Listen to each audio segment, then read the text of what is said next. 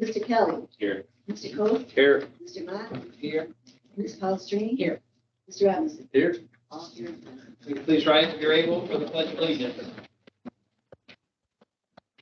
I pledge allegiance to the flag of the United States of America and to the republic for which it stands, one nation, under God, indivisible, with liberty and justice for all.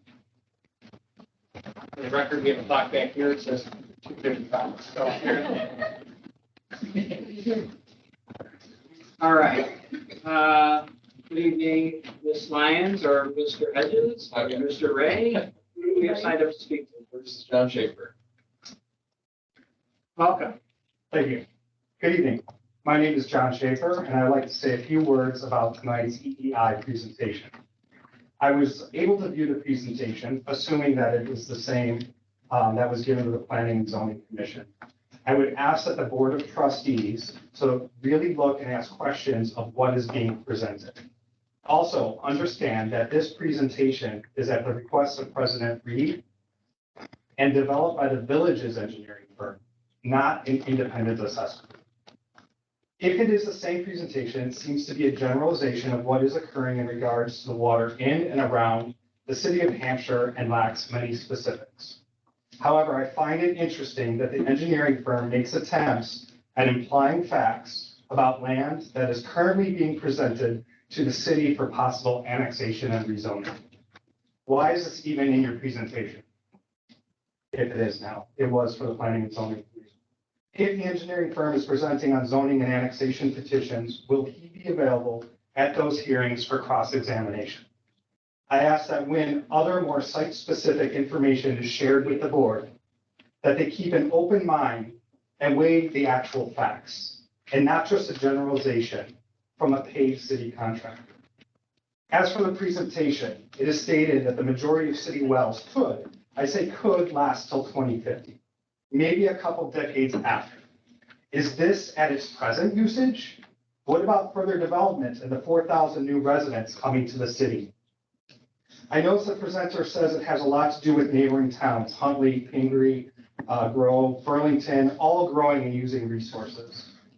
This pushes the issue out for just one generation at its current use. I don't know, maybe he can clarify for us all tonight. That means kids today that remain in Hampshire, like many do, will have to deal with the lack of water just one generation, your kids. This presentation puts nothing to rest as President Reed suggested it would. In fact, it opens up more concerns. Another concern I have is that I'm aware the city is considering allowing standalone truck washes in a multitude of zoning districts. This is a concern, as I know it has been said that the wastewater will be sent to the city, and there's not much concern for groundwater contamination because it is a self-contained system. In a perfect world, with all systems working properly, maybe that would be the case. Unfortunately, we all know that the city has non-potable water due to leaking underground storage tanks. And unfortunately, we all know, and the city already has issues with not meeting EPA standards. According to the Illinois Environmental Protection Agency, the Hampshire water treatment plant in Hampshire Creek has been in violation 7 out of the last 12 quarters. Most recently, the last 2 quarters. Just so everyone knows, Hampshire Creek is a tributary to the beloved Coon Creek. This is directly from the EPA website. Cause of impairments, metals, nutrients, radiation, toxic inorganics. Facility pollutants potentially contributing to the impairment. Arsenic, barium, cadmium, chromium, copper, cyanide, cyanide total, fluoride total, iron, lead, manganese, mercury, nickel, nitrogen, phosphorus, selenium, silver, and zinc. That's directly from the Illinois EPA. I know I have a limited time tonight, but I will be sending you all links and information for you to review. Please be diligent in your research and decision-making. We are at a point that the future of lives in Hampshire and the surrounding areas are directly related to the decisions that you make today. I thank you for your time and your service. It is unbelievably appreciated. one random thought that just occurred to me when it came up.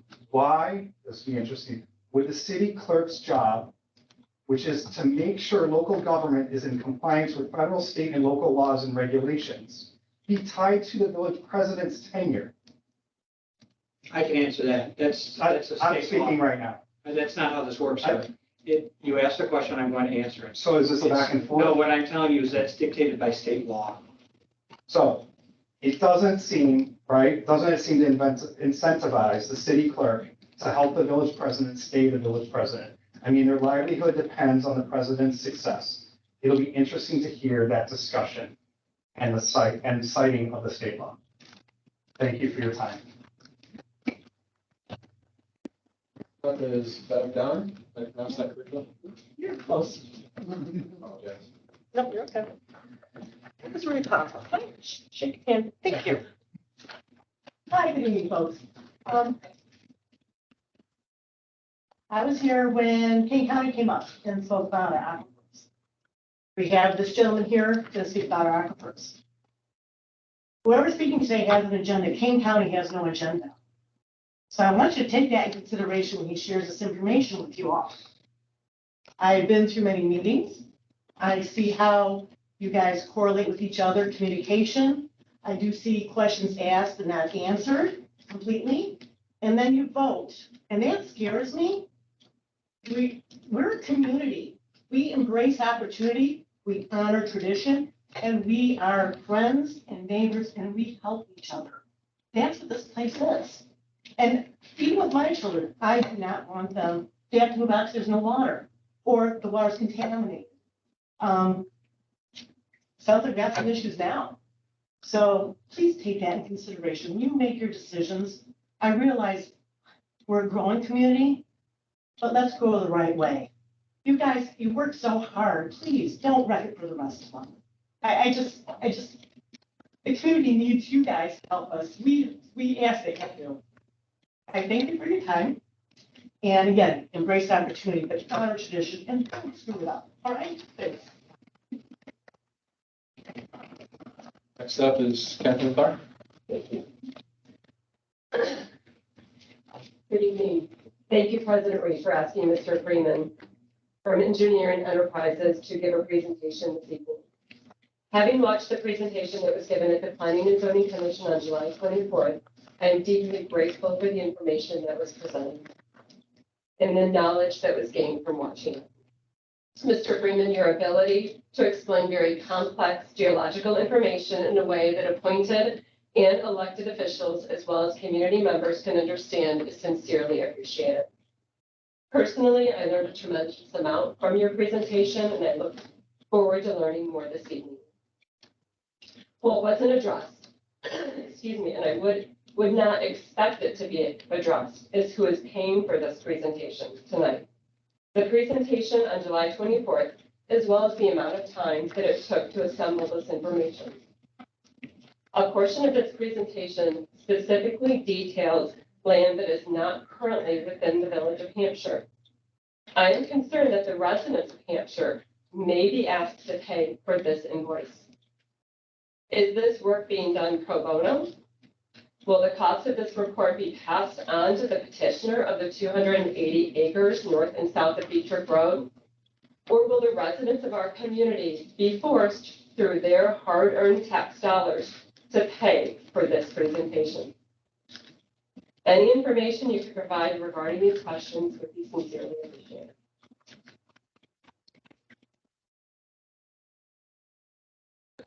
That is all, President. Thank you all for coming to speak this evening. Next on our agenda, we have the meeting minutes from July 20, 2023. You could take time and review them. Mr. President, there's just one addition on page 3, just with the roll call. So just to add that to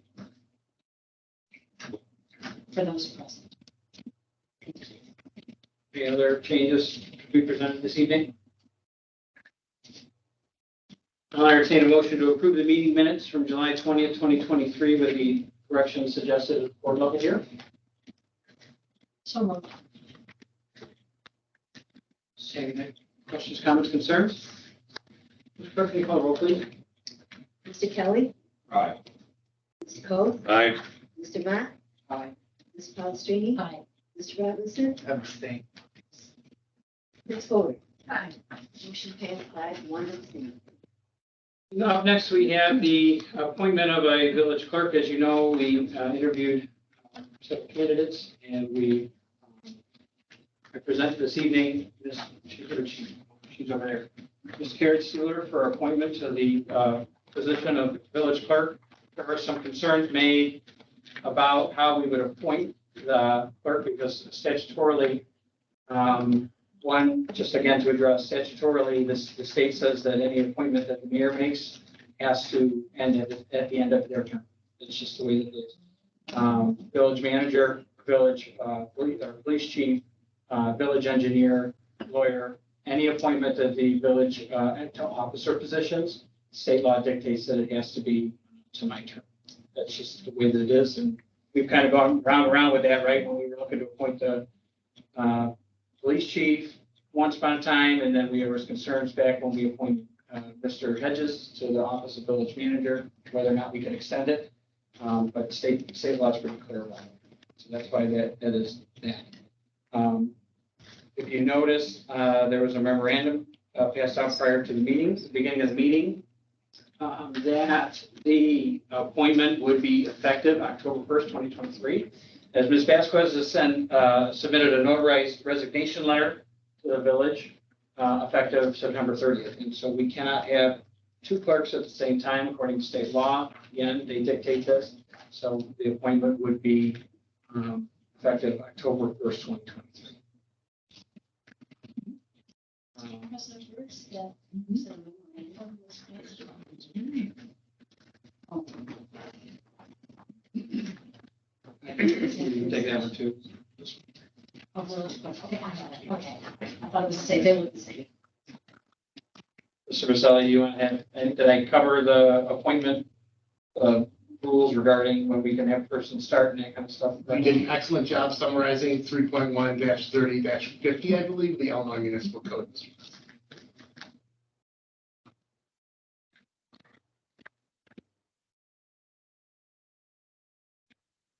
So you guys have seen her qualifications. I think she's going to do a great job here for the village.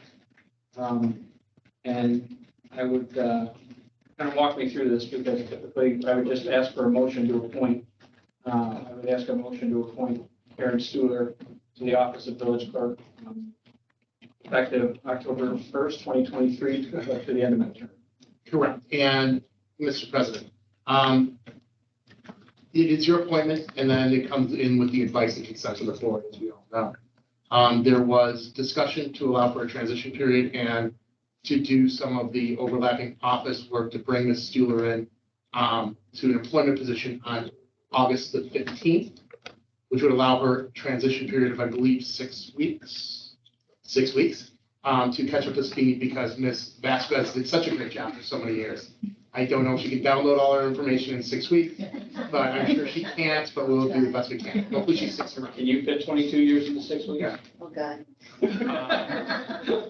But the motion itself is for the appointment, as you artfully said. You can't have two village clerks. It's just that simple. So the motion would be effective, which you can do under Robert's rules on October the 1st, the first day. We actually toyed around with the idea, because right now Josh is our deputy clerk, Josh Wright. We actually toyed with the idea of appointing two clerks in the waiting, deputy clerk. But it just seemed that this was the easier way to do it because the clerk herself or that position itself is the only one that can appoint a deputy clerk. So so technically Josh would have to resign from the office of deputy clerk. Linda would need to appoint Karen as deputy clerk, and then we would need to do this whole vote and motion thing again. And so that's why I'm going to entertain a motion to the effect of we'll appoint her clerk on the 1st of October, 2023. And up until that time, she's going to start work for us in August, and then there's going to be some cross change. Everybody follow that, I hope? So I'll entertain a motion to appoint Ms. Karen Stewart clerk on October 1st, 2023 until the end of the village presidents. Make your motion.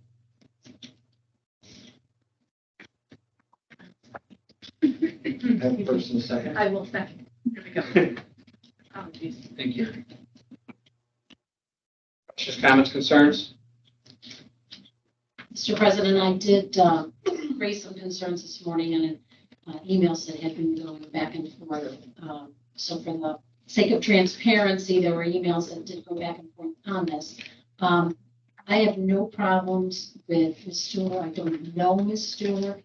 My concern came from several residents that have said over the last 2 years that this job had been promised to her. That when the clerk stepped down, it was going to occur. And it wasn't from one person, it wasn't from two persons, it was consistent and it was over several years. So if that didn't happen, it's multiple people in the village have that perception. And I just don't think that's a good look for the village of Hampshire to have a job promised to somebody. I would agree with that.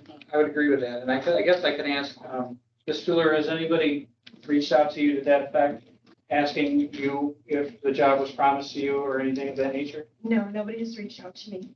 But do you want to, is there a possibility that you could answer? Did I promise No, this job to you in any way, shape, or form? Was it ever brought up in any other conversations that we've had? no, Mike has never promised this job to me.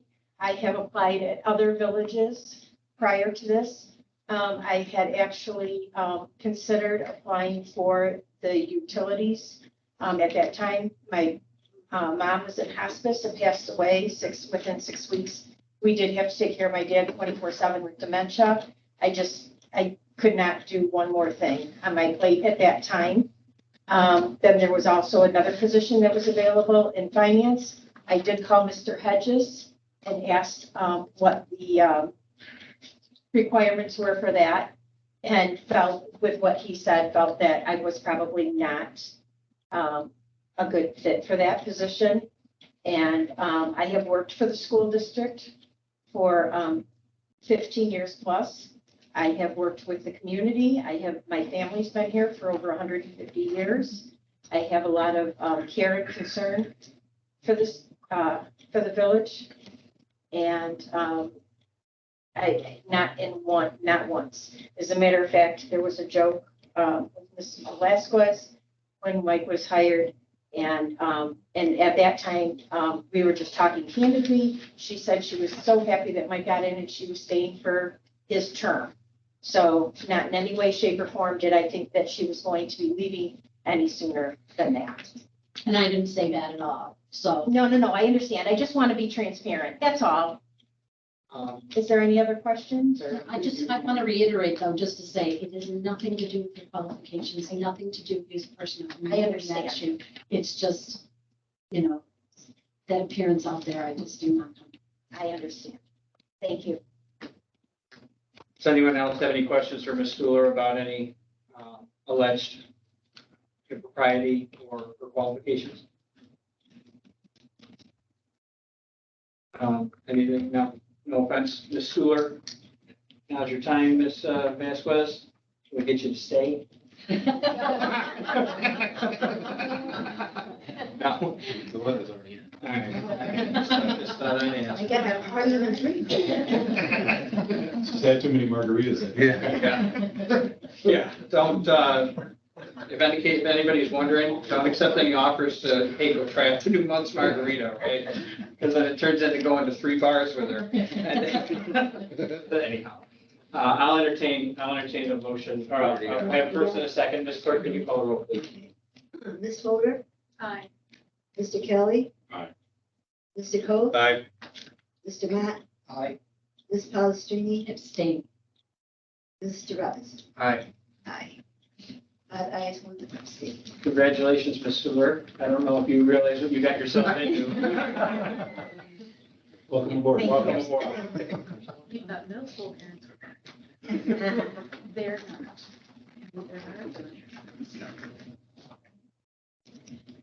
Okay. Good evening, Mr. Hedges. Thank you, Mr. Mayor. With that, we would ask your attention, please, for a presentation by Jeff Freeman of EDI on aquifers. This was requested by the mayor. Originally, it was just going to be for him to be educated privately. We discussed it. He decided he thought it was important for the board to be educated as well as the planning and zoning commission. And I will say that, yes, we have the project that you all spoke to earlier in mind, that we want this board and as well as the planning and zoning commission to be as educated as possible so they can make the best decision possible. We do this quite frequently, as the board knows. We talk about things that we're not going to vote on. We try and provide educational information up front. So we have plenty of time to debate it, discuss it. And that's why we have so few items on the agenda tonight, so we can spend as much time as you care on this particular one. So with that, Mr. Freeman, we'll be sharing the screen and then we'll speak.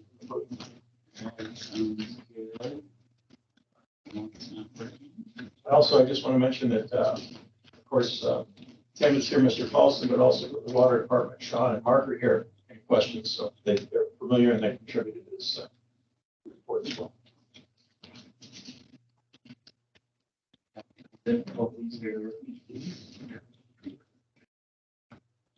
Technology's fun. Yeah.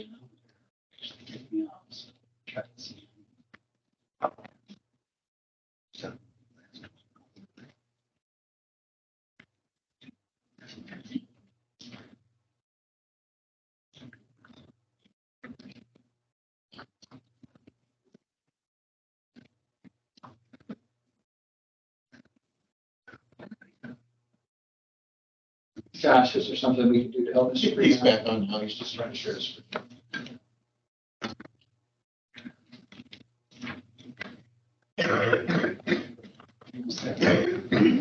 Appreciate everybody's patience and understanding with this. I feel like this is important. The subject comes up quite a lot.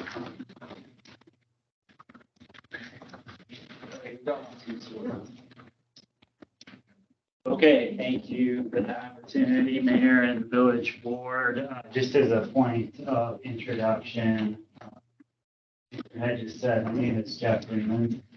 I grew up on Hillcrest Avenue. I am a graduate of Hampshire High School, as is my mother, and as is her mother. So we've been in the Hampshire area for quite some time. I certainly have Whipper in my blood still overall, so even in my role as Chief Executive Officer of Engineering Enterprises, who is the village engineer, I certainly have the best interests of Hampshire and the community at heart.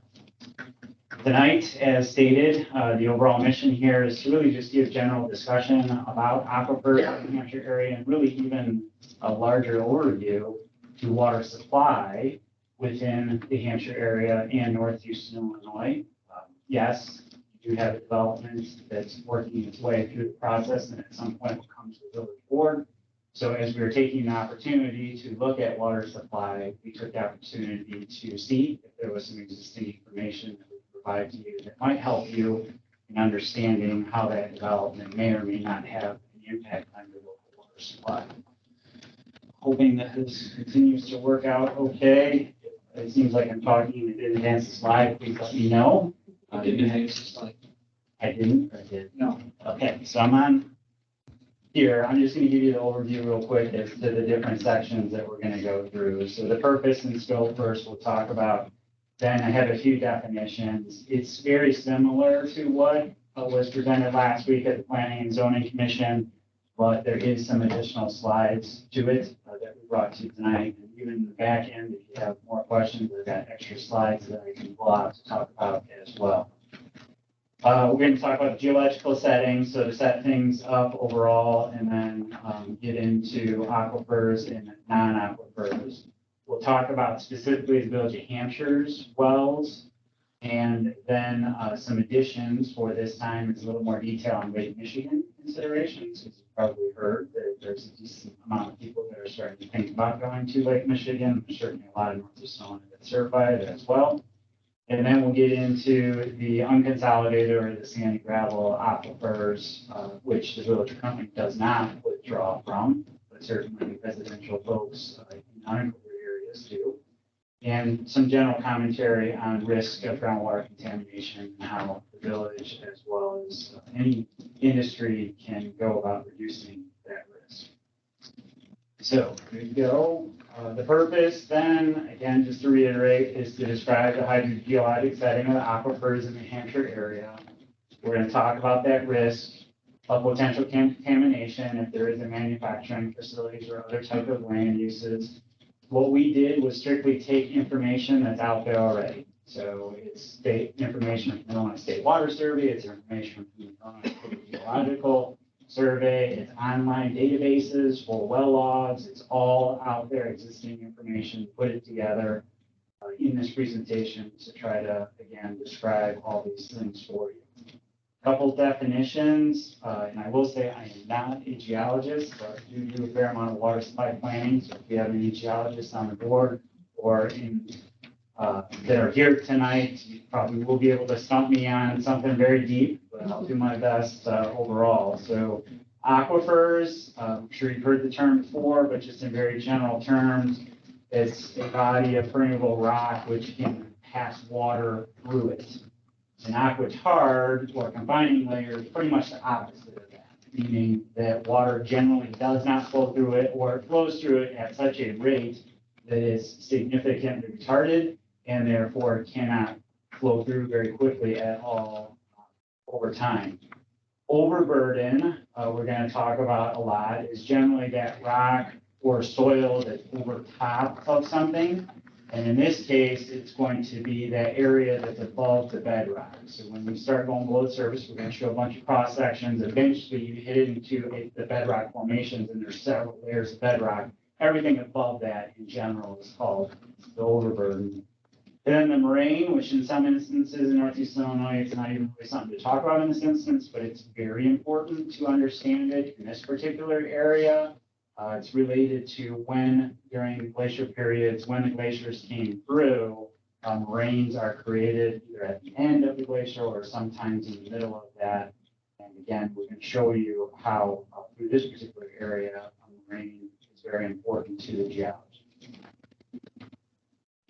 So next then is going through kind of the history of this area. So if we get to more or less the last ice age, and how the glaciers essentially created the surface and immediate surface, or in this case, the overburden. Remember, we're talking about that portion that is above the bedrock. So before the ice age, there was vegetation. Generally, it was probably a little flatter in certain areas, and then the other areas, because of previous ice ages, it actually had some hills or mountains or more. Here, it just shows, greenery, and then you'll have rivers and creeks and drainage ways, and then right below that upper, again, overburden, topsoil, et cetera, you start getting into the bedrock. The different colors of what looks like rock there is for a reason, because there is different dolomite and shales and sandstones, et cetera. So when an aquifer was moving through this area, it essentially, the ice sheet pushed through, and as it's pushing through, all that material on top of that bedrock formation is moving along with the glacier. And once it gets to the end, often when it's moving forward, it has a bunch of material on the end of it that ends up being an end moraine typically. Then it starts to melt over time, and you start to get different things going on generally on the surface. So again, as pushed forward, it pushes the finer grain, kind of your silts, your tills to it. There is some sand and gravel that moves through as well. When it melts, then it pushes that sand and gravel around. In this particular instance, the till, which is furthest to the left, the TP, that is your finest grain material, so that tends to wash further. The sand and gravels have larger particle size, so they may not move as far. They fill in. There's a little nodule. You can see a VT, if you can see that on the screen. A lot of times those sand and gravels would fill in a depression in the bedrock, and they actually create an underground valley that can be an underground aquifer where water is transferring through in those valleys. In other areas on this exhibit, again, you see the moraines that are forming at the end of the glacier.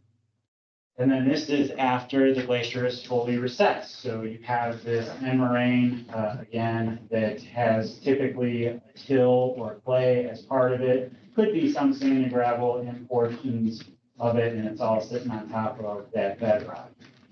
So taking from the cross-sectional view and now going with the plan view. There we go. This is basically the topography of Northeast Illinois. You can see essentially with the raised portions as to how the topography is throughout the whole area. And the biggest thing to point out in this is right where the H is, you see a raised portion that's running along there. That's actually called the Marengo Moraine. And it's pretty much in line with Briar Hill Road. I'm sure everybody's been on Briar Hill Road, right? A little bit higher overall. It's because it has that higher moraine. And we'll see when we get into cross-section that there's a lot of till within that moraine. Believe it or not, that is the watershed divide between the Fox River and the Rock River. So if rain falls on the east side of that moraine, generally it's going to go to the Fox River. If it goes on the west side, then it would go to Kish, South Ranch, Kish, and then eventually to the Rock River. All of them, all of that eventually going to the Illinois River overall. But you can see again, that Marengo Moraine runs a nice north-south direction through Hampshire, again, generally along Briar Hill. There is a little bit of a valley at the county line. So just above the red dot, you can see the county line, and then it goes back up into the remainder of that moraine. So when you saw the last exhibit where the glaciers were coming in here from either the east or coming down and splitting, as the water drained out of that glacier, it created a creek that's kind of on the north end of the county line there. If you've been up in that general area, there's that little airport up there with the grass landing strip there where the creek goes through. Okay, so this is a general cross section. Then let's slice from the very furthest west of Hampshire, and then going east. So this section goes just to the east of the Fox River. You can see on the very east side of that, you've got the Fox River. Generally, again, you've got the unconsolidated. That's another way of saying overburden. So in this case, the blue shading is generally the bedrock formations. And the lighter blue would be the aquifers. And the darker blue is the non-aquifers. If we then go to the next slide, this one then further divides what we're going to be talking about specifically with aquifers. So the deep aquifers, which is the lowest ones on here, are the three that we're going to focus on first, primarily because those are the ones that the village has or had been pulling from. And then later on in the presentation, we're going to talk about the shallow aquifers, the unconsolidated, or the overburden, and then that shallow limestone that some people are in up there. Next slide then, again, we're focusing on deep aquifers here. Identified the three aquifers that are part of what's called the Cambrian Ordovician aquifer system. Cambrian and Ordovician are based on geologic time. Heard that term before. Generally, we're talking about 500 million years ago when those aquifers were created. The very deepest of the aquifer is the Mount Simon aquifer, and it does have an elevation on the right side. So when you get to the Mount Simon formation, you're about 1,000 feet below sea level. When you're moving up, then from that point, you have some limestone there, and then you have the Ironton-Galesville aquifer. That aquifer is the primary aquifer for the village. I did bring a little show and tell today. Hopefully this is appropriate. This is actually some sandstone that came out. I don't remember if it was Hampshire, one of Hampshire's wells, but it's one of the wells in the area. That's actually the main formation, the Ironton-Galesville, that you're getting your water from. So yes, it's a porous sandstone, but it's still a pretty consolidated sandstone. So there is limitations to how much water can pass through that. Above the Ironton-Galesville, it's typically a pretty significant aquitard. Remember, we had talked about where water generally doesn't flow through it. There's a shale formation there, Coconut Shale. And above that, you have the Ansel aquifer, sometimes referred to as the St. Peter. So the St. Peter in this area, which you are not withdrawing from, you would intercept at about 700 feet deep. And if you all remember well number 7, which you just abandoned here recently. That was one of the first projects I worked on. Yeah, I said, you're getting old when your projects are not being abandoned.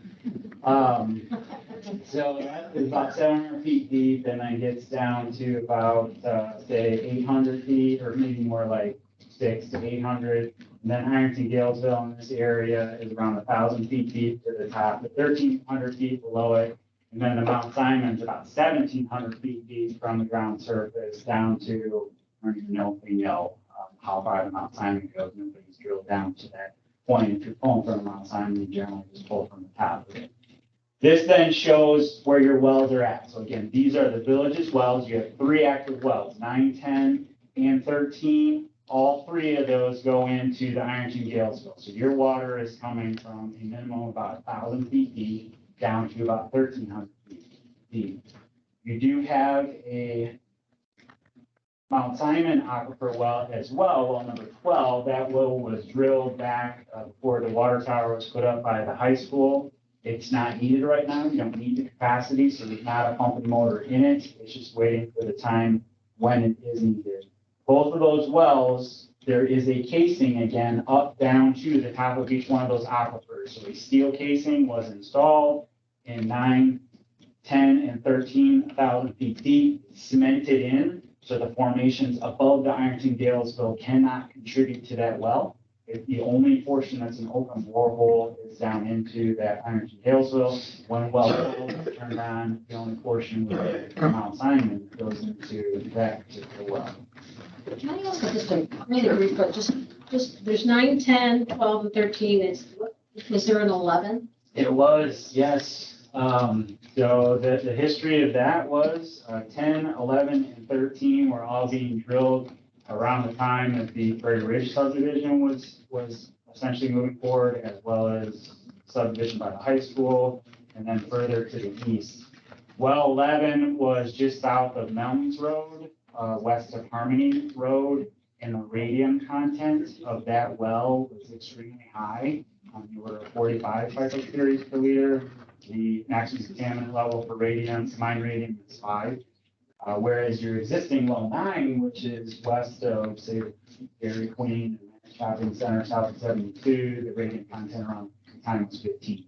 So in order to treat well 11, it was essentially untreatable, was the conclusion. So it needed to be abandoned. And then well 13 was put in its place right by the park, which is just north of where my parents used to live. And that was where well 5 and 6 was at one time as well. Maybe we haven't gotten there yet. But let's say you live in the area and you have a well in septic. You're drilling an oil well. I know there's a place in Wisconsin where I believe it's 75 or 100 feet we get water. Right? Where would they typically go? How far, would they have to go down? They're not going down 1,000 feet, right? No. Are they going into this insole? They wouldn't even go, in this area, they would not go that deep. There are portions of King County that some do, like on Canyon Hills they do. In this area of King County, you're going to be in that light brown area, the shallow aquifer system into that light blue. Okay. And we've got several slides a little bit later on there that will show you specifically where those wells are at. I just have one question. How does the water get from the Ansel aquifer to the Galesville aquifer? If there's a burden, a layer that's impermeable, how does the water go through that to the next aquifer? Perfect segue, Kobe. For setting. So I'll get into that now. That was good. That was good. Thank you. So the Cambrian Ordovician aquifer system actually covers 7 states. So it's not just like this small local aquifer in the Hampshire area. It's going to all 7 states that are showed here: Illinois, Iowa, Missouri, up into Minnesota, Wisconsin, Upper Peninsula, and over to Indiana. Those sandstone formations are not at that same elevation everywhere. So as you actually get to the west, the Ansel unit is the upper bedrock formation out in the Rockford area. So when it rains out in Rockford, it can actually get into the Ansel unit, and then the water can transfer to the east to our area in northeastern Illinois. Ironton Galesville has areas that are further up into Wisconsin that actually is the upper bedrock formation. It outcrops up there. So I'm sure everybody's been out to Starved Rock. If you look around, you see sandstone out there. That's actually the St. Peter sandstone. So again, here it's 600 feet deep. Out there, it's close to the surface. It's actually the Sandwich Fault that runs across. I'll show you that on the next slide. And then out in that area, it pushes it higher up, closer to the surface. I'm sure everybody's been up to Wisconsin Dells, maybe did duck ride or not been to Wisconsin This Dells. past weekend, matter of fact. Okay. So when you're seeing rock outcropping out there, that sandstone as well, that's typically either the St. Peter or Ironton Galesville as well. So really, we in Northeast Illinois are depending on water to land out there to fill up and recharge that aquifer and move in this direction. The other main way, Toby, is there's a bunch of wells in Northeast Illinois that are open to both the St. Peter or Ansel and the Ironton Galesville. So they only case down to the top of the St. Peter. 30 years ago, that was kind of the way the wells were constructed. I think we learned from that and we decided to segregate. So now we've got all these holes in the ground throughout Northeast Illinois where the well is actually open to both. So because all these multi-aquifer wells are open to both, essentially the aquifer became one overall. So while again, rain coming on the surface in this area can't get all the way down there, once it's in the wells, it can move around to the other aquifers. Does that answer your question? Yes, sir. So this again, Mount Simon Aquifer, 7 states, Ironton, Galesville, and St. Peter are portions of this, not the full area, because again, they're coming to the surface in some areas. The contours on here are defining the water level. It's sometimes referred to as the pentiometric surface. So it's the water level in the Mount Simon. The Mount Simon and actually all these other aquifers are artesian aquifers. So if you poke a hole into that, it doesn't just go to the top of the aquifer, it's under pressure because that rock is coming up to the surface. So it actually goes up much higher than the top of the aquifer where you're poking a hole into it in this area. So this identifies what elevation that water level would come up to in the Mount Simon formation. The general gradient when you get into Illinois is out west, it's generally running to the south, but then a lot of it's going to the east. So again, the water, just like a creek or a stream, groundwater has a gradient as well. The surface of that groundwater is pointing in a certain direction, so the flow underneath us is going in that direction. This next slide is the water levels in the Ironton Galesville aquifer. Now we've moved up to the aquifer that the village is part of. It's the most recent measurements that the Illinois State Water Survey and Illinois State Geological Survey has taken back in 2021.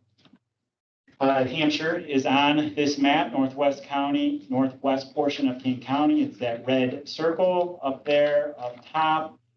As you can see, there's what's called a large cone of depression. So think about this, when you've got a lot of water being pulled out of the aquifer, the water level actually comes into a shape of a cone. And generally the red blob there is in the Joliet area down in Will County. It's not only Joliet, there are other folks pulling from the aquifer, including some industries down there, some refineries and other folks that are using the deep aquifer too. The line that's coming from the northwest to the southeast across this area is the Sandwich Fault that I referenced earlier. So there is a fault in this area. On the west side of the fault, all those formations that we went through are pushed up overall, depending on where you're at, 100 feet, maybe more. To the east, again, the deeper. But that inhibits the water to transfer from the west or southwest to the northeast. So again, cone of depression in the south portion of this, generally when you drill a well, you want to pull water from all 360 degrees. Since they're up against that fault, that limits how much they can get from the west and southwest that flows to their groundwater wells overall. And we've got a little bit more here. So that was 2021. That's more or less today. But I'm going to take you back in time to show you how water levels have changed in northeast Illinois in this particular aquifer. So the first one on here is 1966. At that time, there was obviously a decent amount of development to the east, less to the west. A lot of communities, certainly outside of the Lake Michigan service area in Cook County, were pulling from the same deep aquifer, especially in the DuPage County area. Out by Hampshire, which add that dot to it, the water level was on the order of 600 feet above sea level in that Ironton-Galesville formation. And I'm going to keep this Hampshire on here so that you can see how that changes over time.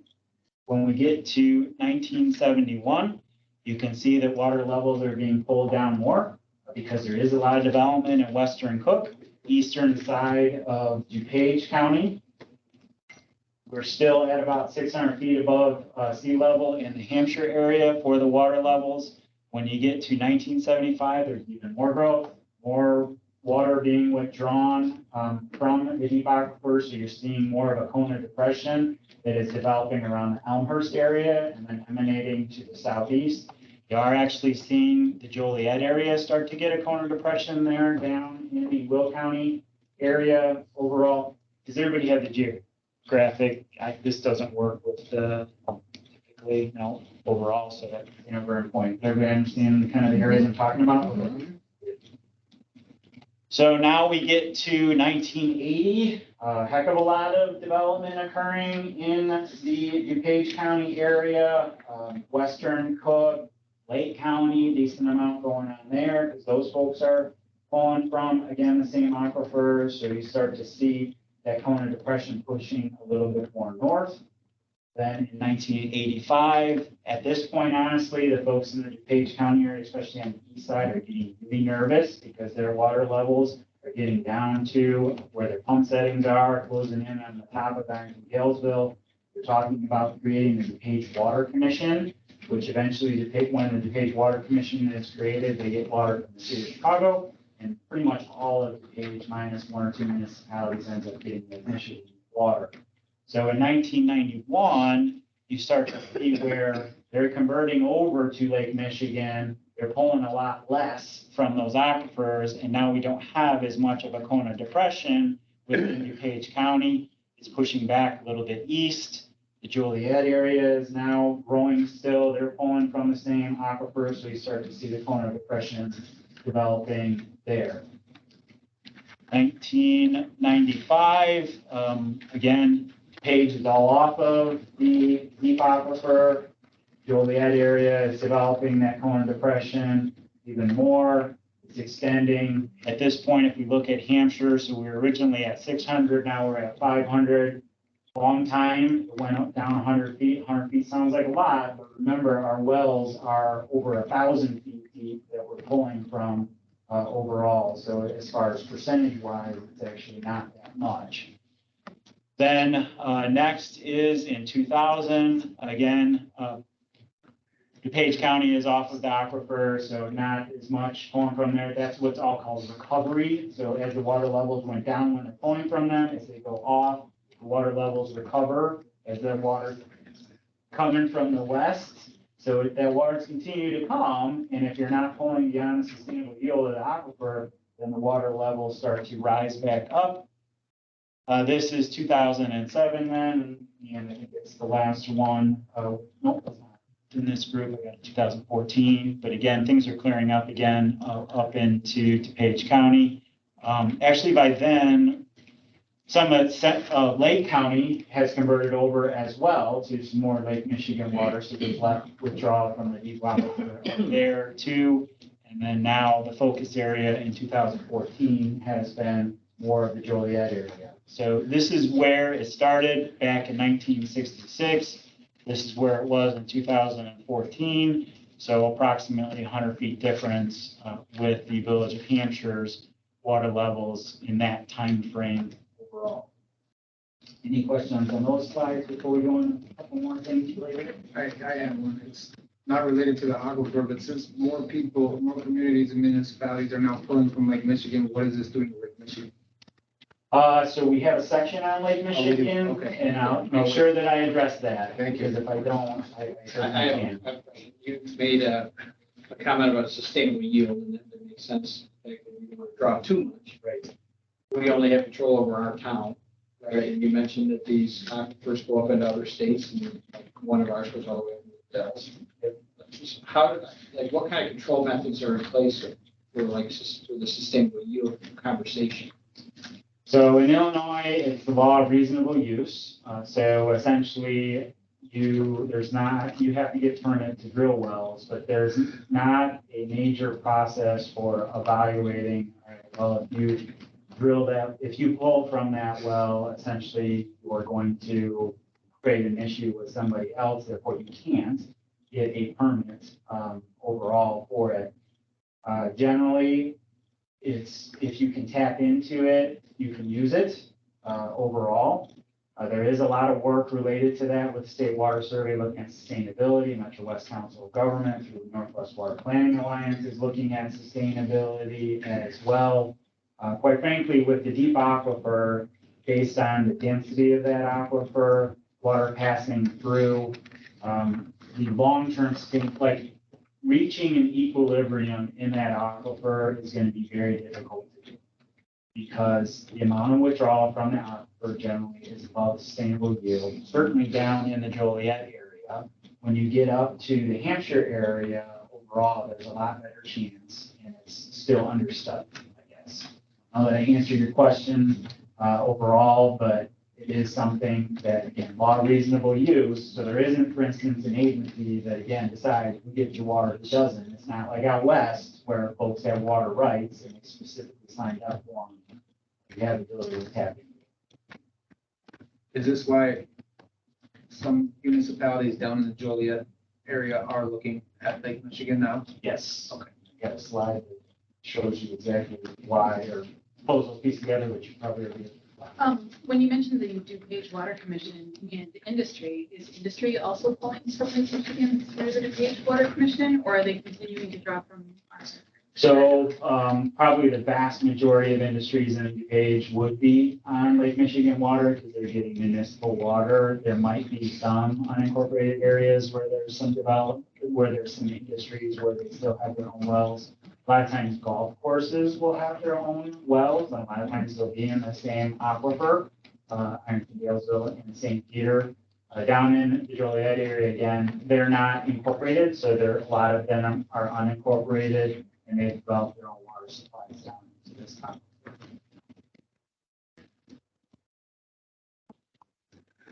Okay, next slide then is to show you the extent of Lake Michigan water along with all the other sources of supply in the area. So the blue on this, and this is around 2012, is the last time the State Water Survey had updated it, but honestly it hasn't changed that much in that time period. There might be a few more up in Lake County, for instance, that are on Lake Michigan water, and then Bartlett, which is the crosshatch there at the corner of Keene and DuPage, which is right next to the green, which is the city of Elgin. They actually converted over to Lake Michigan a couple of years ago. But light blue, Lake Michigan, coming out from city of Chicago, Cook County, working its way west to DuPage. It does go down into the Will County area as well, and then up into Lake County. Next, then, we've got the inland surface water. I already mentioned Elgin being green. City of Elgin's primary water source is the Fox River. They do also have deep aquifer wells that supplement their Fox River water treatment plant, and then they actually have a second water treatment plant over by St. Joe's Hospital that's all deep wells for them. City of Aurora, which is the crosshatched community down in the southern portion of King County.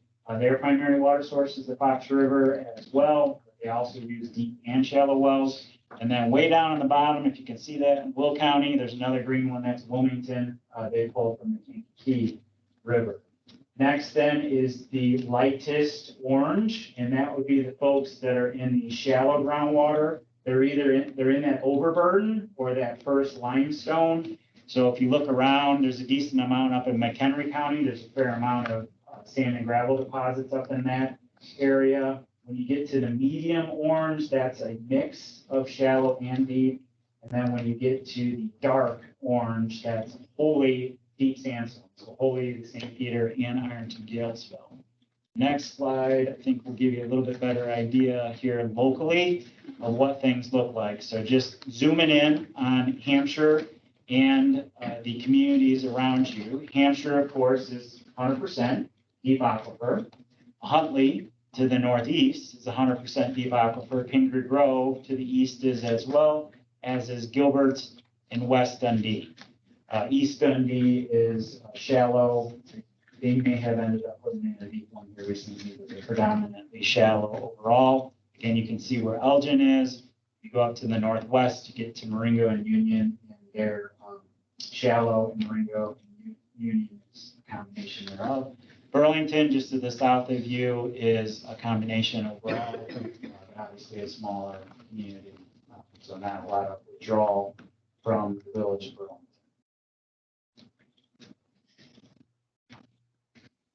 Okay, so from the deep aquifer perspective, there's been a lot of questions about longevity of the aquifer in the Hampshire area. This is an analysis that we've done several times. We are actually working on the Joliet project. We're one of the original three consultants.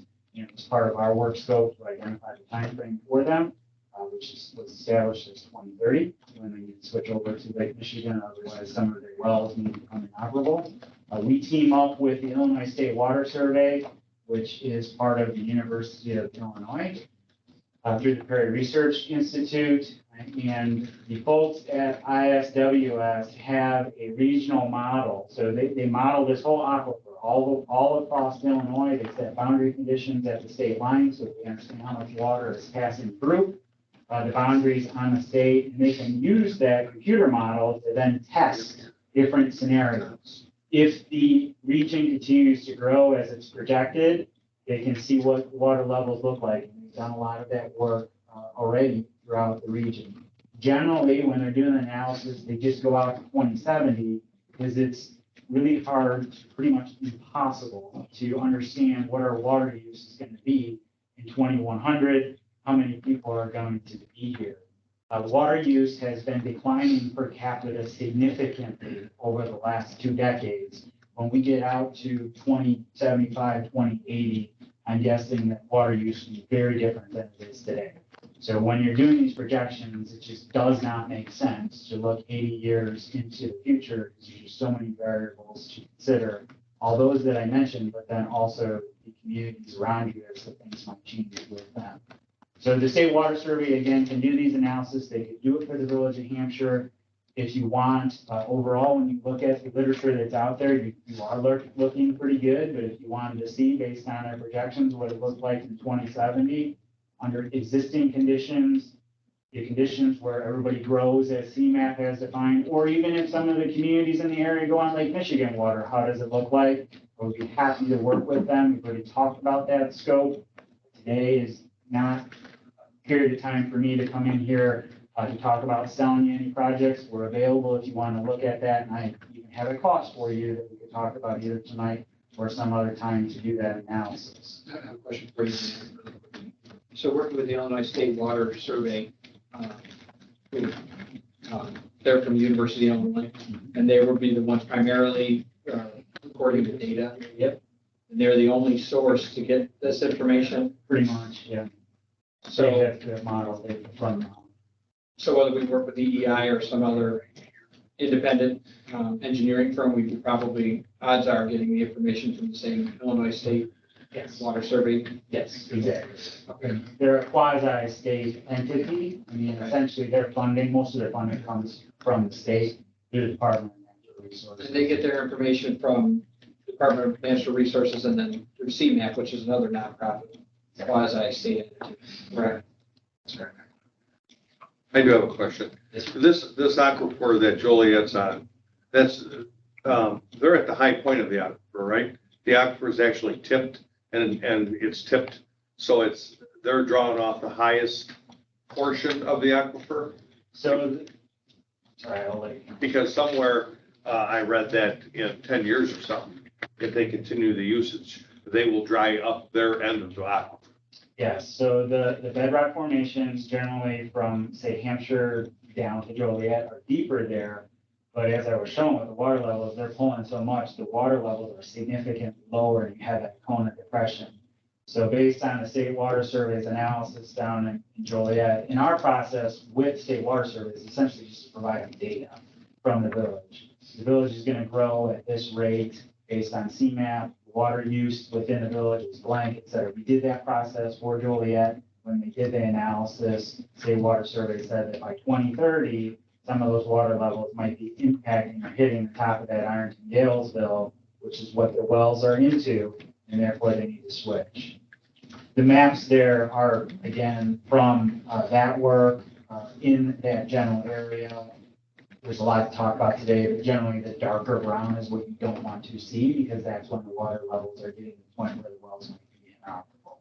We can do this analysis again with the State Water Survey for Hampshire if you would like to see. Can I ask just a question? Maybe it's getting something, but with all of those communities that are now using like Michigan water that's being pulled in, so they're not pulling from the aquifers there.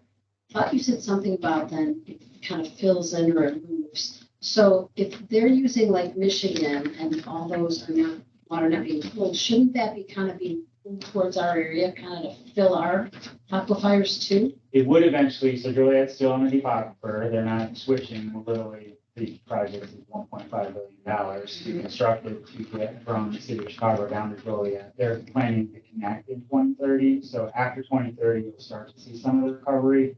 But remember the density of that sandstone and where it's coming from, it takes a decent amount of time, so not years, probably not even decades, multiple decades for really to start seeing a significant amount of recovery.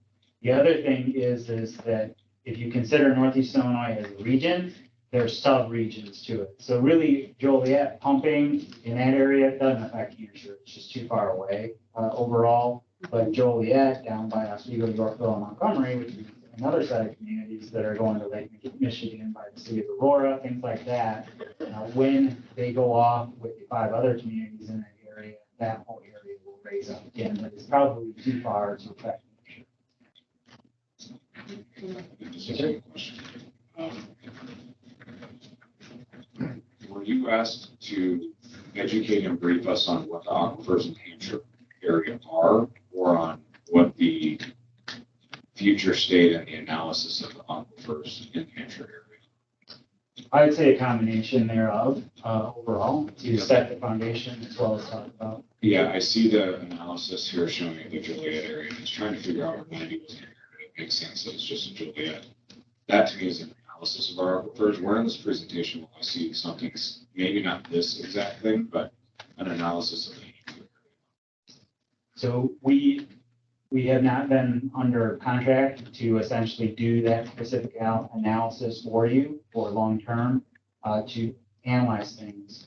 Today's presentation was simply to take the existing information that's out there. So all the previous slides that were showing the region as a whole is the existing information. If you want to take that next step to use the model to test the particulars in the Hampshire area, then that's something again that we. Okay, so we as a board should not have an expectation that this presentation will model out for us where our aquifers would be based on growth in this community. That's Thank you. May I ask a point of clarification about these maps? Mhm. This is the Joliet area? This is the Joliet area. It's just to show you what the output would be for that type of analysis for you if it was to be run in Hampshire. Can you tell me the difference between average use and peak use? Is that peak use, is that like pretty much leaving your closet on all the time? Peak use would be generally in the summer. So average use would be kind of that winter, January, February, when you start getting outdoor water use. A lot of times water use can go up twice as much in a community, and some communities that are primarily residential, it can be 2.5 to 3 times. So they can do that within the model, say, all right, now we're in the middle of July instead of the middle of February, and we're pumping 2 to 3 times the amount. What are the water levels like under that scenario? And for I guess the consumer use question, what is contributing more to that peak use in the summer? Is it watering your lawn? Is it swimming pools? Is it Yes. all those extra ancillary things that we? Yes. we don't need to do? I mean, Well, that's why water conservation is important. And I know that the village has a water conservation ordinance, and it's important to use it as wisely as possible. You know, I'm not gonna say that nobody should be irrigated along, but we should certainly use it wisely overall, and only use the amount that you really need. Swimming pools obviously are good for recreation overall, but careful with that. Right. When you're washing the car, you know, turn the water off when you're soaping up the car, simple things like that. or use your neighbor's pool. Or fill your pool with your neighbor's water when they're on vacation.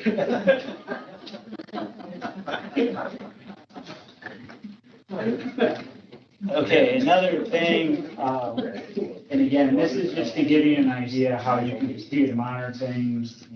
Trustee Kelly, we're just identifying more that you can do. And again, just to pull that existing literature.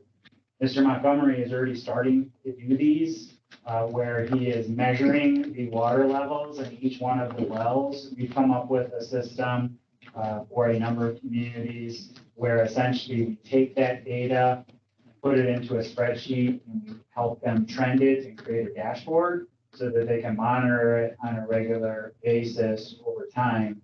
In addition to looking at the water levels, you can look at flow rate, another metrics called specific capacity, and a lot of times you can head off issues. So if you start seeing your flow rate declining, that might mean something's going on with that pump and motor or your column piping, and it's gonna fail.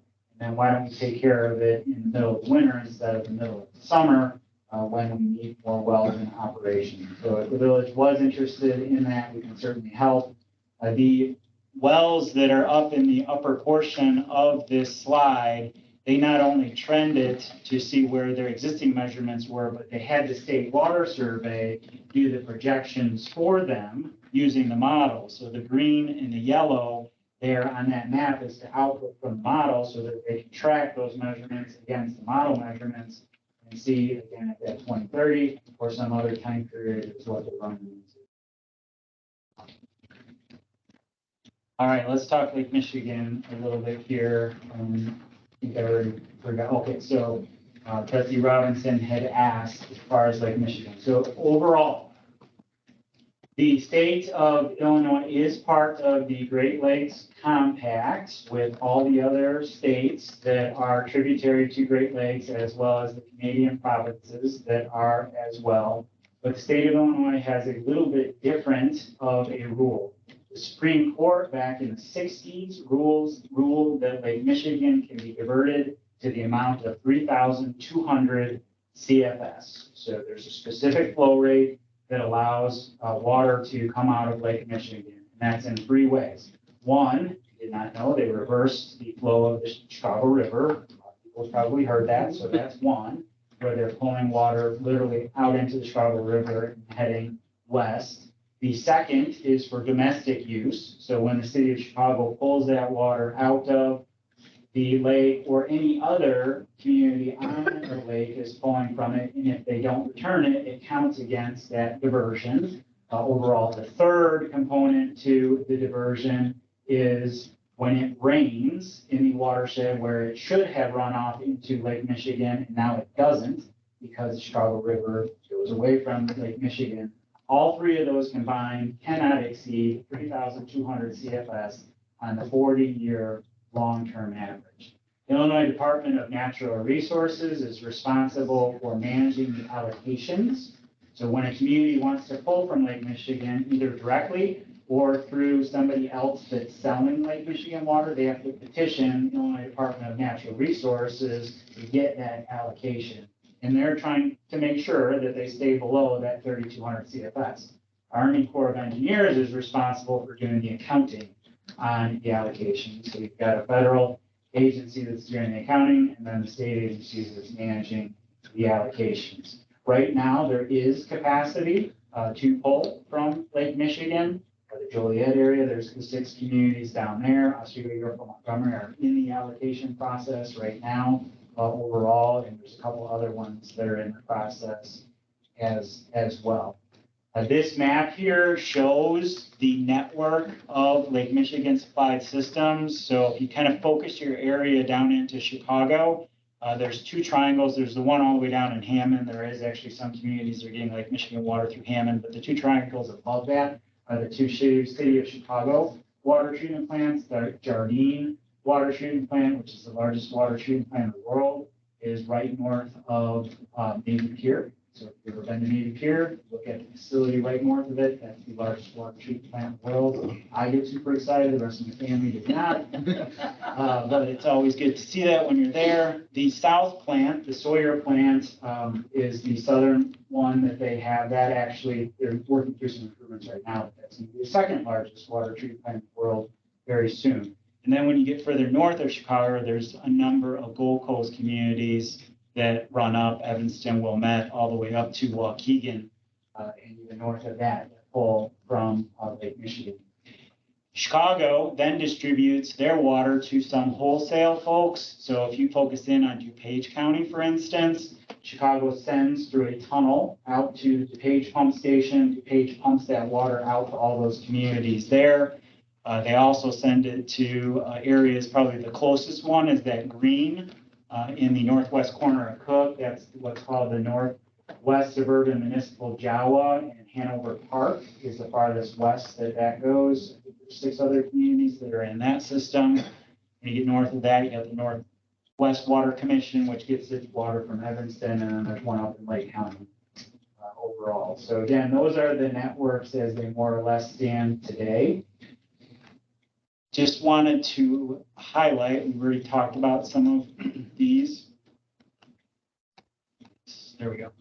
So I wanted to put this side by side because there's already been questions and I think you've already put the pieces together, but let's just put it on a graph. Why are some of these communities going over to Lake Michigan? Well, it's because their water level has gotten to the point where they more or less have to.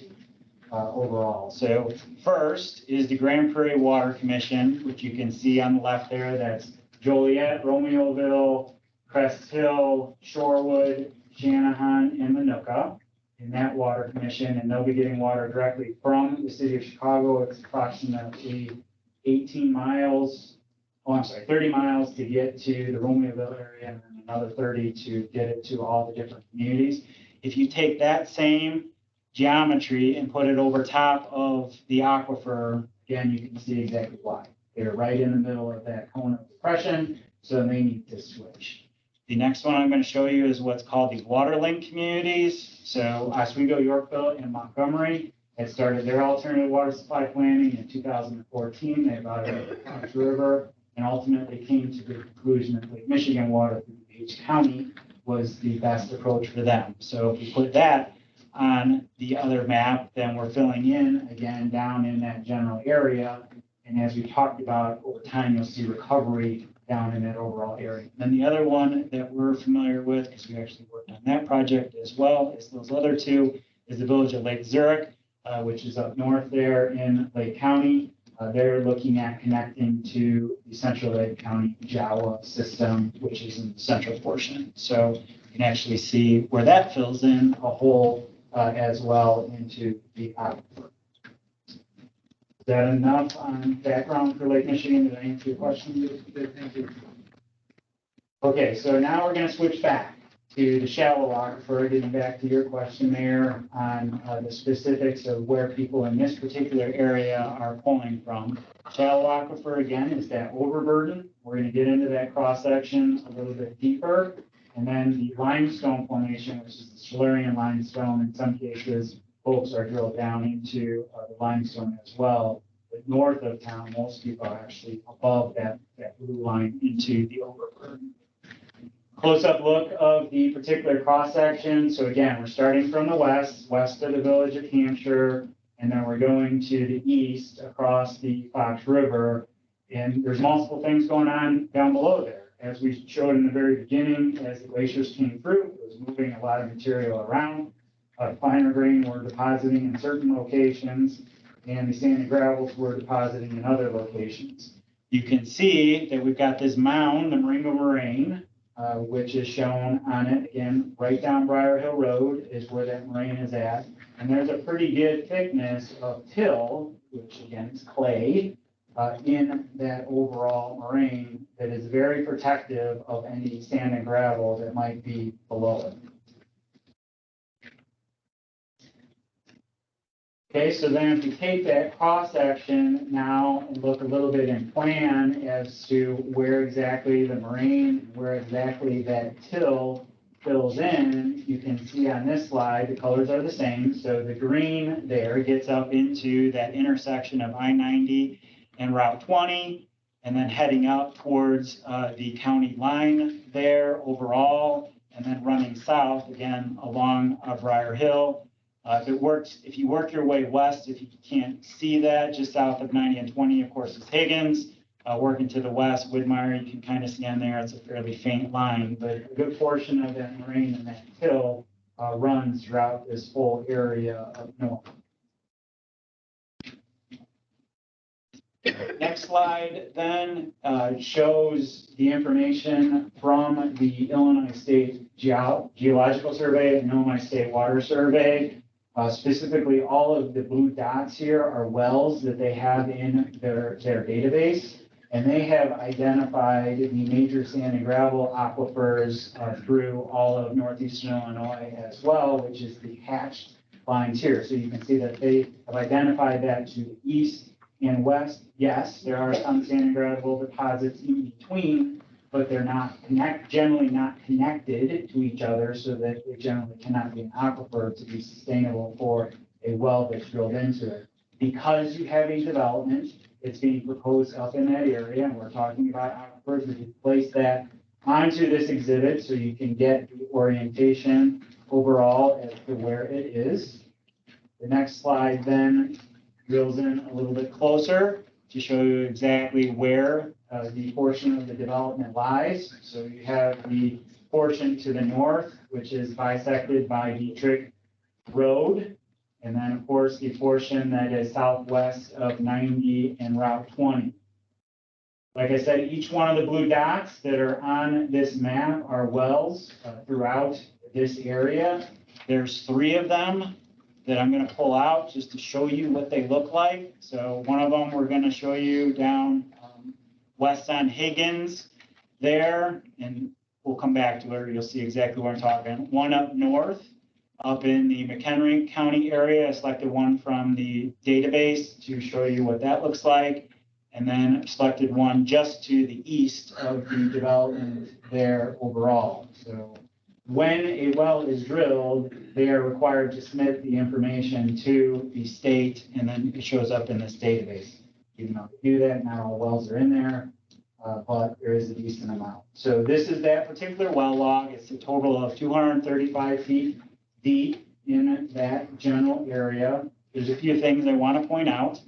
First of all, there's sandy pink clay that's from 3 feet down to 54 feet. So you have a nice thickness of till and clay from the ground surface that I referred to very early on as generally an aquitard, where water can't pass through that very freely at all. In fact, it severely inhibits things moving through it.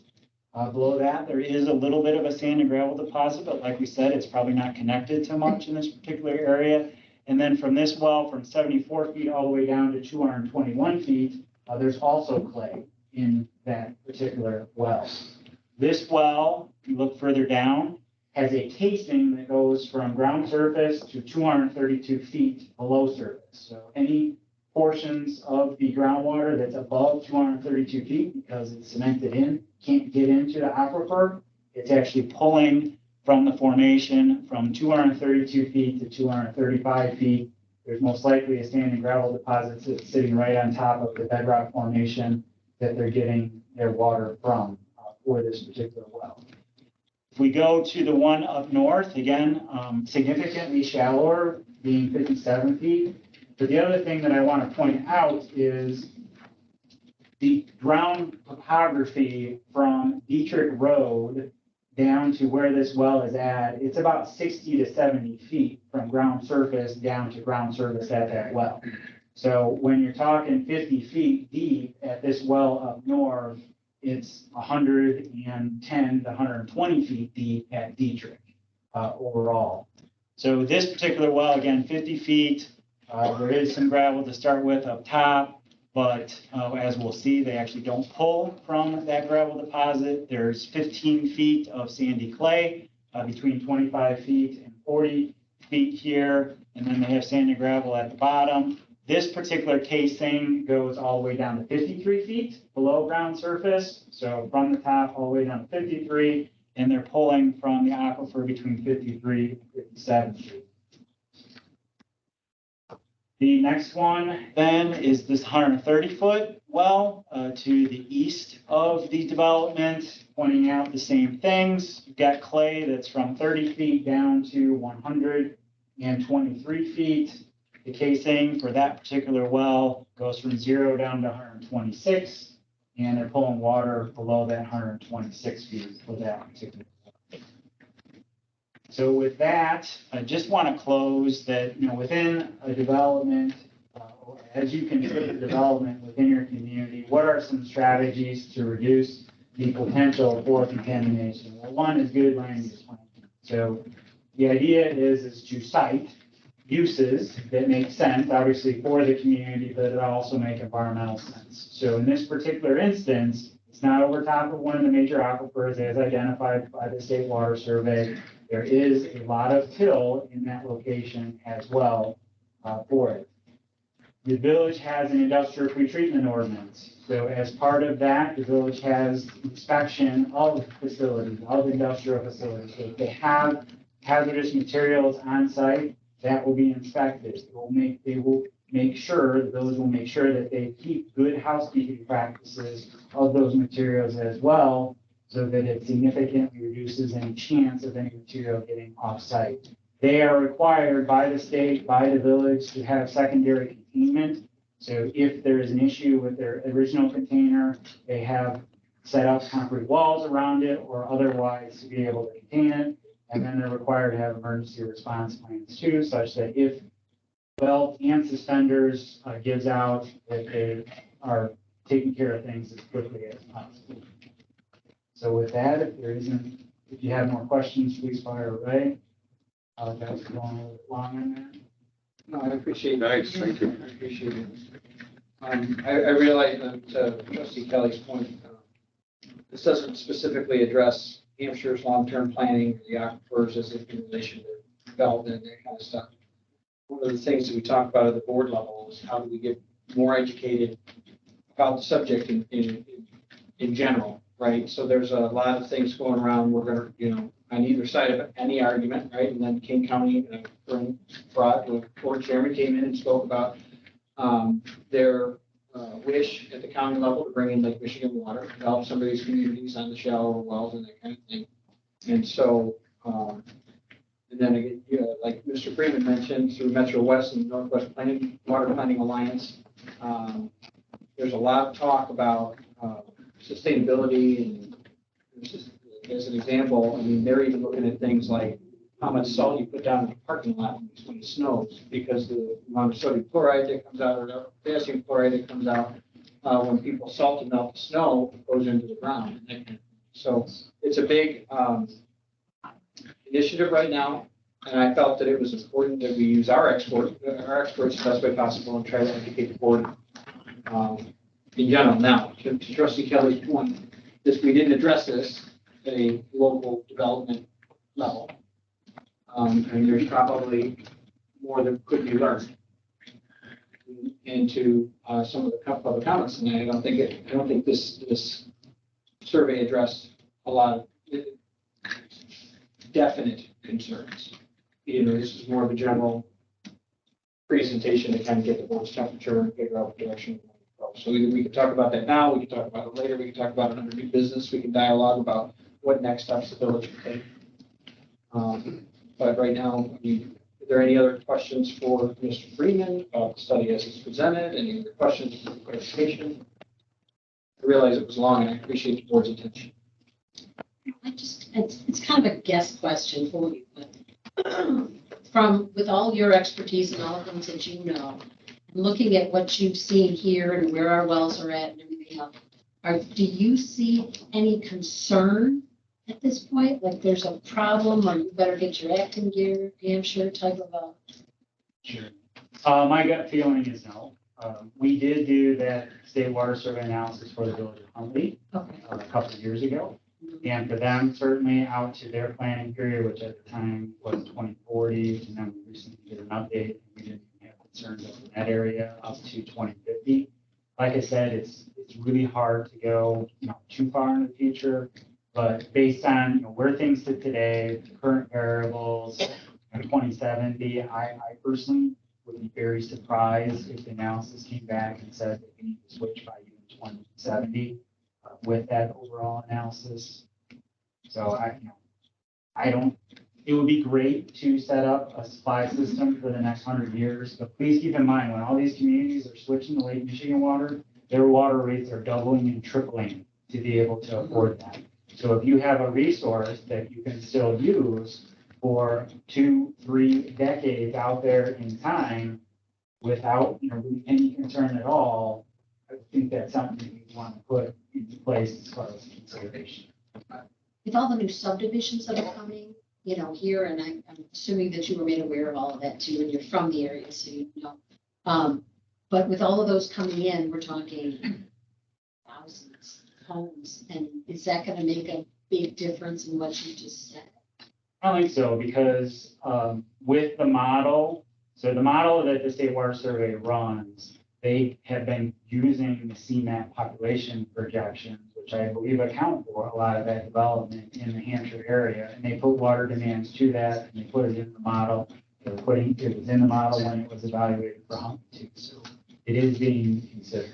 I believe the latest CMAP projections are higher than what we have even approved as far as home sites at the current time.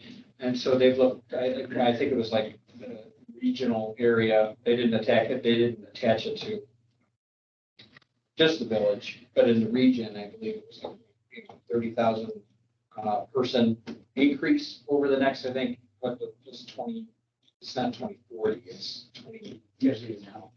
Now it's 2050. The recent report for CMAP was just shared with the village, and we just put it out on social media a few weeks back.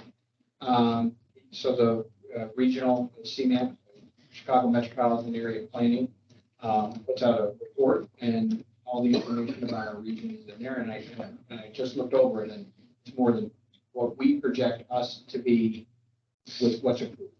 Let's put it that way. Now, we can't control what comes, right? I mean, well, we guess we can, right? But like, we can't look into that crystal ball, right? But we know what we have approved right now is less than what CMAP is projecting us to be.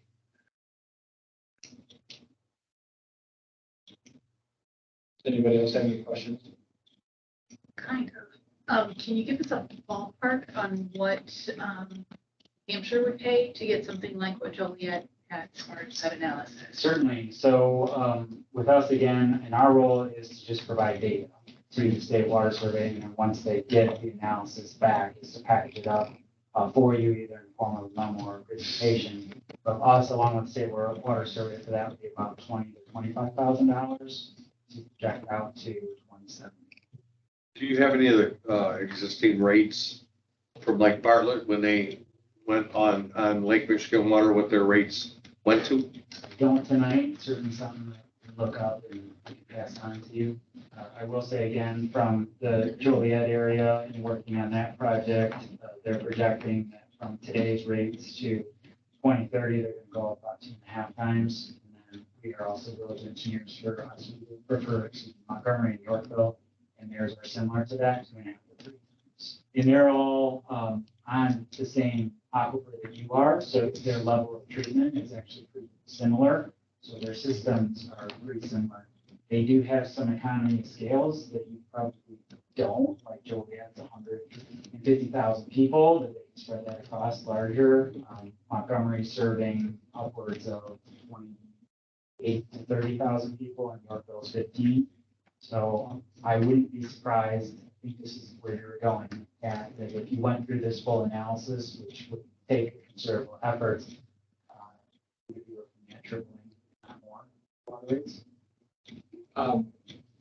Mr. Hedges, I don't mean to put you on the spot, but the comment was made that our staff is trying to keep track of some of this information and try to track it over time. Right. I don't mean to put you on the spot, Mr. Montgomery. Is that something you can speak to a little bit about what you guys do on We have regular basis? transducers in our wells that trended for us. Well 9 has that capability because we had that rehabbed in 2014.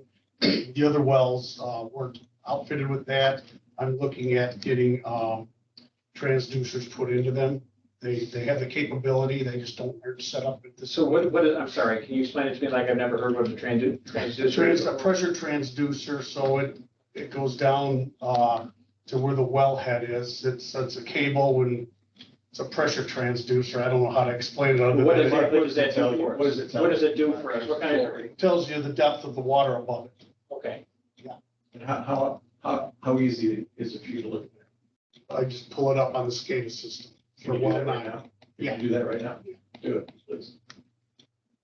I just want, since you asked that, Mike, all of our utilities department people have either a tablet or even on Mark's phone, he can pull up the SCADA system and he can see the depth now that he's activated that transducer as a result of this project, actually, as Jeff mentioned earlier.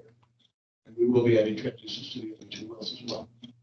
They're not that expensive. It's really good information. It's not something that you use daily because we're talking about decades. It is data that we provided this model that can add more current information. It doesn't come from the same source.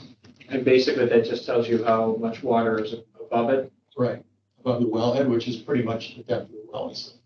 Yeah, you can tie that into elevation so that you can compare to these maps and see, again, from a trending perspective, if you're going up, down, based on the previous measurements. Here is well 9 on my phone. Just give us a number. It's 450. Okay. Is the static level. And I could trend that, so when the pump comes on, you'll have a cone of depression. So we'll see what that is. We'll be able to trend that. Usually it's about 80 feet, the cone of depression. I have this capability in well 9. I'm looking to outfit wells 10 and 13. I can, however, there's old-fashioned airlines that go down the length of the well and you hook a compressor up to it. And it's got a gauge and it tells you how deep your water is. It's the old-fashioned way. We've had that done and the wells look the same. As well, Yes. 9. To that, like you had said, it's 450 now, and then during the presentation and a lot of the graphs showing that we're at about 500. So are you saying then that's a little less than what we? Different measurements. That is literally the depth above the pump setting. That is elevation. So while Okay. they sound pretty Okay. similar, you'd have to correlate it to the elevation. That's great. And that's Thank just you. one I of the just, 3 wells. yeah. They'll all be slightly different. good clarification. Thank you. But the point I wanted to kind of bring up is that our staff is aware of it, aware that this is a concern, and they kind of monitor it on a regular basis. And it contributes to the Illinois State Water Survey because we have the data to provide them. And thank you to this board for approving roughly $110,000 to upgrade our SCADA system in the last 2 years. That's fully implemented now, and those are the tools that Mark and his team use. With the examples and the measurements you've shown as far as the elevations, the usage, historicals of Joliet, a lot of information about Joliet here. Is that referencing all 3 deep aquifers combined? One of the deep aquifers, more than one? Which specific deep aquifers is this referencing? Joliet is they're not in the Mount Simon. They are in the Ironton Galesville, where some of their wells are in Galesville only, and then some of their wells are both in Ansel, Peter, and The Mount Simon, or Village Well 12 goes down into, is not included in any of these projections for Joliet or the surrounding area or any of the elevations or any of the information. is not, and there's a reason for that.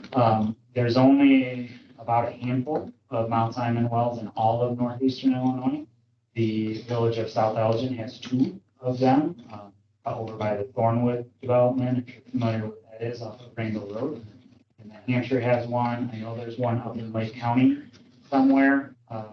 If you get further south in northeast Illinois, when you're going into the Mount Simon, because it's so far below sea level, it does start to get to brackish water. So there's only portions of northeastern Illinois where you can use it.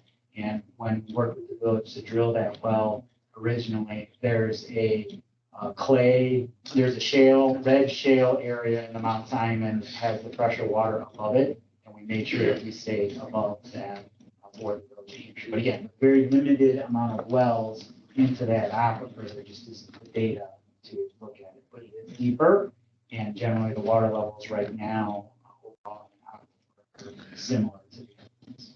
Can you explain to the board what you mean by brackish? Because to me, brackish is usually the saltwater, freshwater hit. So it's essentially salt water. It wouldn't be as salty as seawater. Brackish is kind of in between.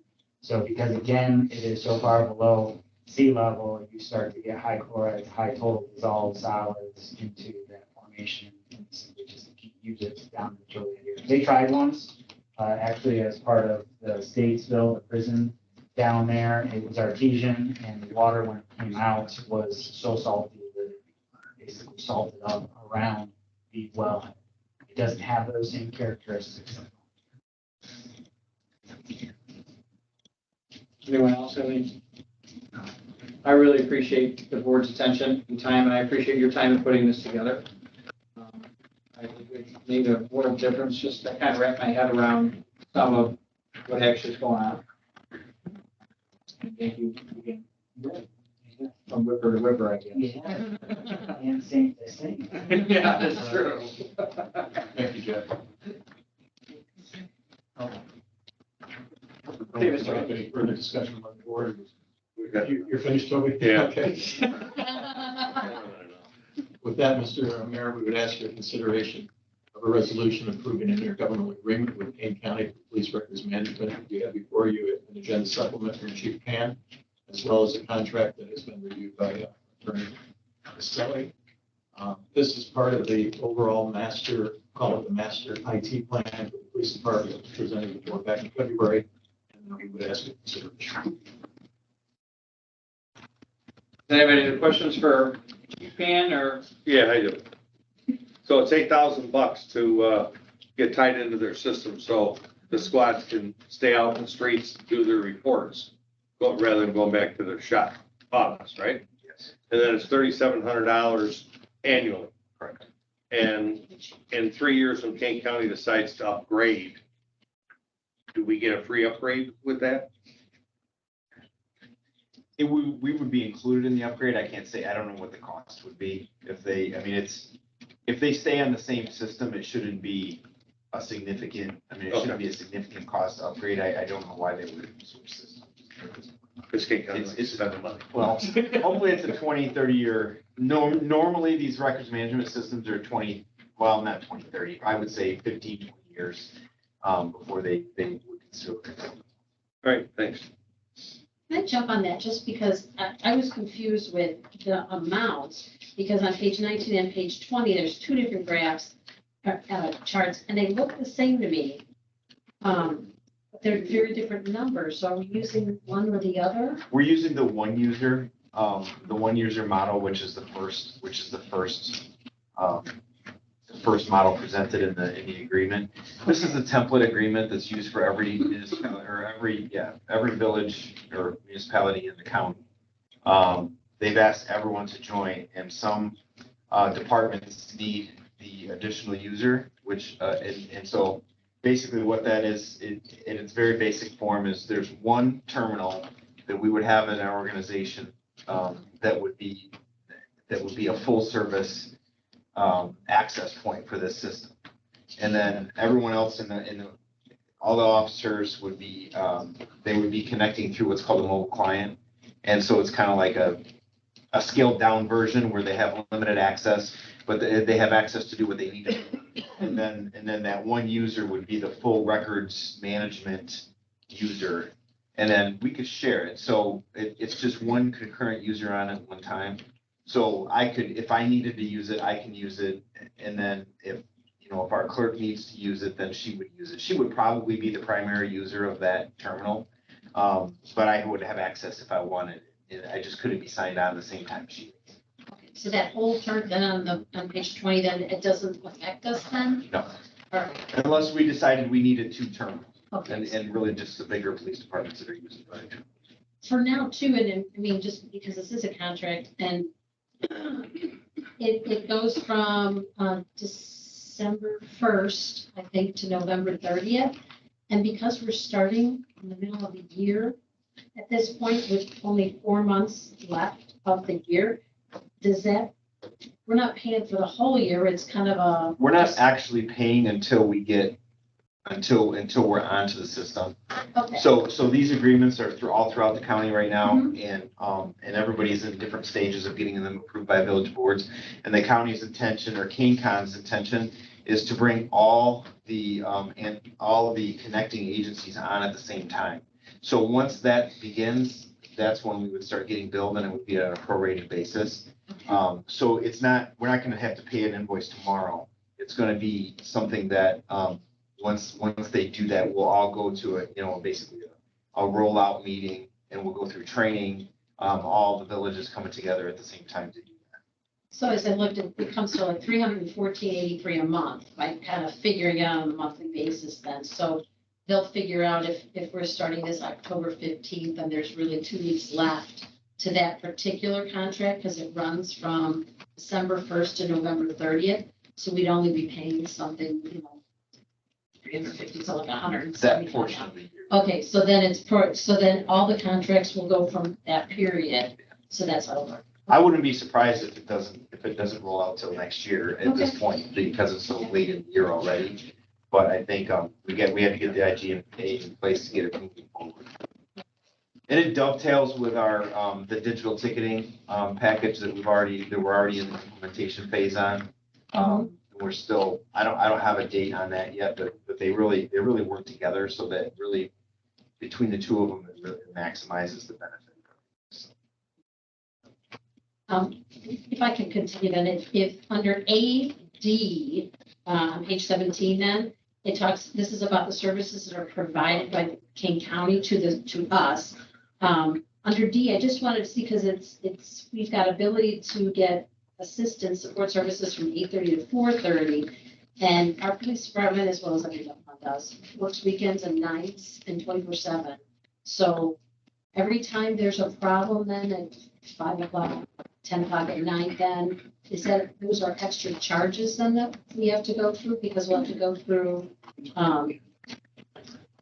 Tyler Technologies in order to get that service if we need it. Not that you need service or assistance, all the time, but if something comes up, it sounds to me like that's going to be an additional charge from Tyler Technologies for assistance. There could be. Why don't they just wait till morning? If it was an emergency, but if it's not an emergency, we can wait till the business hours. Yeah. We have our own, and our cops are pretty capable. We have our own IT firm that responds 24 hours a day. So, I mean, we'd probably try to handle a lot of it in-house if we could before we reach out to them. Understand, if the system goes down, the whole county is down, so King County has a significant investment or interest in that, getting that fixed. Any other discussion? I'll entertain a motion to approve Resolution 23-17, approving an IGA with King County for police records management. So moved. Questions, comments? Ms. Clerk, can you go roll, please? Mr. Matt. Aye. Ms. Palestrini. Aye. Mr. Robinson. Aye. Ms. Fodor. Aye. Mr. Kelly. Aye. Mr. Cole. Aye. Motion passed. 6-0. You horse from singing karaoke last night or what? No, I'm with my boy. Thank you, Mr. Mayor. Before we move on to staff reports, I would like to ask the board if we would move into executive session later tonight. We do have before we have motion. I just want to mention publicly that we will be asking you to executive session. So then we'll move on to staff reports. Okay, staff reports. What do we have tonight? We have the streets report. It's in your packet. Do you have any questions about the street report? Hearing none. Do we have a building report? Mr. Ray, do you have anything to add or any questions that the board has about the building report? We're busy. It looks like it. It looks like it. Next, we have the regular accounts payable. Nothing staffed this night. $315,193.22. Any questions? Hearing none, I'll entertain a motion to approve the regular accounts payable in the amount I just said. Okay, I have a first and a second. Any questions, comments, concerns? Ms. Clerk, can you call the roll, please? Mr. Robinson. Aye. Ms. Fodor. Aye. Mr. Kelly. Aye. Mr. Coe. Aye. Mr. Matt. Aye. Ms. Paulson. Aye. Motion passes 0. Next, we have Village Board Committee reports. Mr. Kelly, do you have anything for BDC tonight? BDC will be meeting next week, Wednesday, the 9th. Here at Village. Mr. Coe, do you have anything to add for Public Works? No report. Business or other announcements? Sir. We have Coon Creek coming up. We're going to have our standard village float. Pay attention to your emails if you guys would like to participate. Submitted our float registration today. Bring candy. And Forget to bring our own candy? no. Typically, the board's always bought the candy, but I'm sure that we can make arrangements. As we know, we do discourage candy at parades, but that's your fun. Let's go to at the end and we can pick all the candy up and re-throw Okay, so maybe we won't do candy, all right. But either way, we pay attention to your email. There's going to be more information coming up with meetup times and that kind of stuff. Just so you know, we don't discourage it because of dentists, we discourage it just for safety. And that. And especially the dentist. Mr. Mott? Just a question I have is in regards to the parade, it's on Panama. This year, of course, it has no sidewalk. And I'm not sure how it's being handled, where the people have properties that have car parking areas that where they can park their car. There's other areas of lawn. So I'm not sure how that's being addressed. Yeah, I can speak to that, Trustee Mott. In fact, we spoke to that yesterday at our staff meeting. We're going to be posting no parking, but those are public, that's the parkway, so that's public right of way. And those people do have parking places there, that is the public right of way. So we will be posting no parking signs on that public right of way for the parade. Okay. So there'll be no parking along Panama at all during the parade. What about the access for people on the grass area? I mean, is there a concern that they're getting onto people's property to stand there to watch the parade? That's public property. It is the easement. So if people want to stand there, that's public property. It'd be like standing on the sidewalk if we had a sidewalk there, or even on the parkway, between the sidewalk and the parkway and the street. That's an open area. Which hopefully next year there will be sidewalks. Yes. Yes. There will be sidewalks in Panama whenever the state process of school grant comes from the state, which has been approved. So hopefully this is a temporary pain Oh, yeah. for a long-term gain. And we were aware of that when we created the route. As you all know, we've created this route for safety purposes, so it'll be a permanent route for all parades through the village. This is something Chief Hand feels very strongly about. We need a hard route. We provide as safe a venue as we can for our public. So a lot of planning went into this parade, and more than ever before. There'll be a lot of other safety measures taken to speak to. Do we thank the Coon Creek Committee for being an active part of the conversation? Absolutely. Carl and I talk quite frequently. Every day. Okay, new business, other announcements, anything else? Yeah, I feel like I just wish the seniors congratulations, and we're already starting a new school year before we make that, so happy short summer. I wish all the kids the best of luck back at school in a week and a half. I will entertain a motion to. We do have a specific motion, if you could please. Where's that? Well, hold on, I didn't get that one. I hereby move to. You would entertain a motion. I entertain a motion to go into executive session pursuant to section 2C11, the Open Meetings Act, specifically litigation when an action against, affecting, or on behalf of a particular public body has been filed and is pending before a court or administrative tribunal. And 849 on August 3rd, 2023. I still move. Give me a second, please. Questions, comments? Ms. Clerk, can you call the roll, please? Ms. Fodor. Aye. Mr. Kelly. Aye. Mr. Coe. Aye. Mr. Matt. Aye. Ms. Paulson. Aye. Mr. Robinson. All right. I get sick. Okay, we're gonna have to go into But there'll be no action taken after we return. It's not on the agenda.